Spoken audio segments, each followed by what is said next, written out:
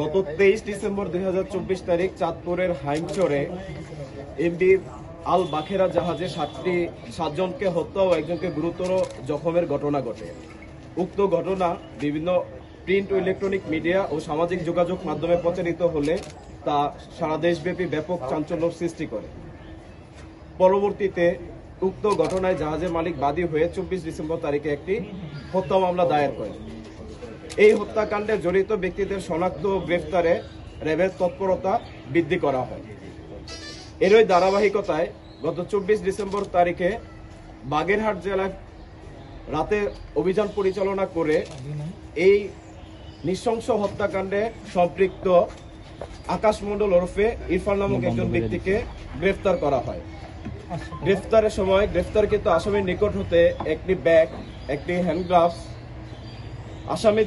আসামির 2টি mobile phone, ভিকটিমদের 5টি মোবাইল ফোন সহ সর্বমোট 7টি মোবাইল ফোন, চেতনানাশক ওষুধের পাতা এবং নীল রঙের একটি জিন্স প্যান্ট যেখানে বিভিন্ন জায়গায় রক্ত মাখানো ছিল তা উদ্ধার করা হয়। প্রাথমিক জিজ্ঞাসাবাদে গ্রেফতারকৃত আসামি জানায় সে গত 8 মাস যাবৎ এই জাহাজে কর্মরত রয়েছে।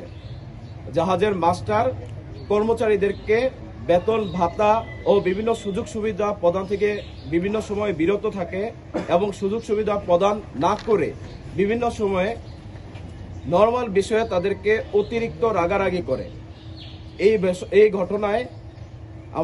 এই ঘটনায় সম্পৃক্ত আকাশ মণ্ডল ক্ষুব্ধ হয় এবং এই জাহাজে কর্মরত অন্যান্য সদস্যদের সাথে বিষয়টি আলোচনা করে।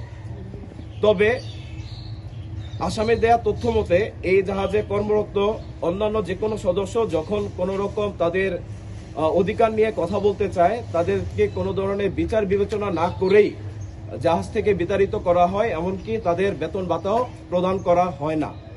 যার কারণে জাহাজে কর্মরত অন্যান্য সদস্যরা তার সাথে একমত পোষণ করে এই অন্যায়ের প্রতিবাদ করত না।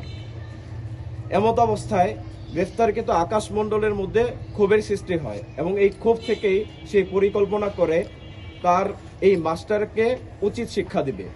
এই পরিকল্পনার অংশ হিসেবেই আনুমানিক গত 18 ডিসেম্বর তারিখে তিনি 3টি পাতা ঘুমের ওষুধ ক্রয় করেন এবং নিজের হেফাজতে রেখে দেন। পরবর্তীতে 22 ডিসেম্বর তারিখে যখন এই জাহাজটি চট্টগ্রাম থেকে সিরাজগঞ্জের পথে রওনা হয় এবং চাঁদপুরের হাইমচর এলাকায় পৌঁছানোর পর জাহাজটি হাইমচরে নোঙর করা হয়। নোঙরকালীন সময়ে জাহাজে ভিকটিম যিনি বর্তমানে বেঁচে আছেন জুয়েল এবং এই আসামি আকাশ মণ্ডল ওরফে ইরফান, তারা 2 জন জাগ্রত অবস্থায় ছিল। দুপুরের খাবার খাওয়া শেষ করে যখন এই জাহাজের বাবুর্চি রানা রাতের খাবার রান্না করে তখন রাতের খাবারের তরকারিতে এই গ্রেফতারকৃত আসামি সে আমাদেরকে জানায় সে নিজে রান্নাঘরে প্রবেশ করে এবং 3 পাতা ঘুমের ওষুধ ওই তরকারির সাথে মিশ্রিত করে। ঘুমের ওষুধ সেবনের ফলে ওষুধের সাথে এই খাবার সেবনের ফলে জাহাজের বাকি যে সদস্যরা ছিল তারা খাবার গ্রহণ করে এবং পরবর্তীতে নিজ নিজ কেবিনে শুয়ে পড়ে। আমাদের গ্রেফতারকৃত আসামি তিনি আমাদেরকে তার স্বীকারোক্তিতে বলেছেন এই সময়ে যখন কেবিনে সবাই শুয়ে পড়ে নোঙর করার পর সর্বশেষ যিনি বেঁচে আছেন ভিকটিম জুয়েল, সে রাত 2টার সময় খাবার গ্রহণ করেন এবং খাবার গ্রহণ শেষে সে তার কক্ষে ঘুমাতে যায়। এর পরবর্তীতে গ্রেফতারকৃত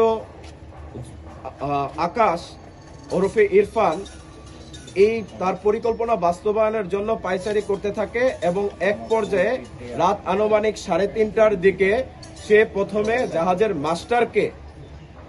মাস্টারকে তার কেবিনের ভিতরে গিয়ে একটি চাইনিজ কুড়াল দিয়ে কুপিয়ে হত্যা করে। তার মূলত ক্ষোভ ছিল জাহাজের মাস্টারের উপর, বা জাহাজের মাস্টারকে ডেট করার পর তার কাছে মনে হয় যে এই জাহাজে বাকি যে সদস্যরা আছে সে যদি এখন এখান থেকে পলায়ন করে তাহলে বাকি সদস্যদের দেয়া তথ্য অনুযায়ী তাকে গ্রেফতার করা হবে। আইন শৃঙ্খলা বাহিনীর গ্রেফতার এড়াতে গ্রেফতারকৃত আকাশ ওরফে ইরফান বাকি সদস্যদের ক্রমান্বয়ে কুপিয়ে হত্যা করে। ভোর আনুমানিক 5:30টার দিকে যখন অন্যান্য নোঙর করা জাহাজগুলো তাদের গন্তব্যস্থলে ছেড়ে যায়, তখন এই গ্রেফতারকৃত আকাশ তার এই জাহাজটিকে চালিয়ে যাত্রা করে এবং 1 ঘন্টা জাহাজটিকে চালানোর পর হাইমচরে গিয়ে জাহাজটি আটকা পড়ে। পরবর্তীতে একটি মাঝির নৌকার দ্বারা সে চরে গিয়ে অবস্থান করে এবং সেইখান থেকে আত্মগোপনে চলে যাওয়ার উদ্দেশ্যে বাগেরহাটে গমন করে। গ্রেফতারকৃত আসামির বিরুদ্ধে পরবর্তী আইনানুগ ব্যবস্থা গ্রহণ প্রক্রিয়াধীন রয়েছে।